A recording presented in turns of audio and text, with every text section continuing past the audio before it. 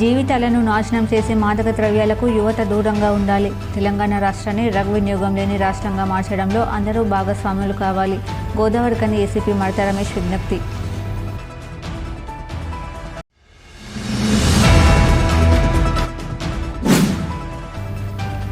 సింగరేణి సొమ్మును ప్రభుత్వానికి దానం చేయడంలో ఉన్న ప్రేమ సింగరేణి యాజమాన్యంకు కార్మికుల సమస్యలను పరిష్కరించడంలో లేదు. ఏఐటీయూసీ అధ్యక్షులు వాసిరెడ్డి సీతారామయ్య ఆరోపణ.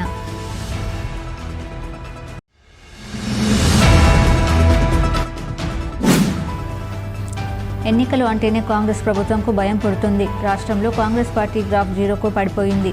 బీజేపీ పెద్దపల్లి జిల్లా అధ్యక్షులు కర్ర సంజీవ్ రెడ్డి ఆరోపణ.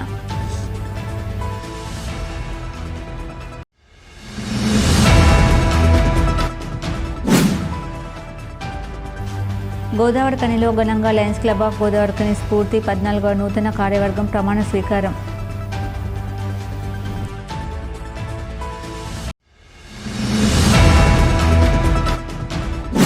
సింగరేణి యాజమాన్యం వ్యాగన్ల ద్వారా బొగ్గు రవాణా చేసే నిర్ణయాన్ని మానుకొని సంస్థపైనే ఆధారపడి జీవిస్తున్న లారీ యజమానులను ఆదుకోవాలి. రామగుండం కార్పొరేషన్ లారీ యజమానుల సంఘం అధ్యక్షులు శ్రీనివాస్ రెడ్డి విజ్ఞప్తి.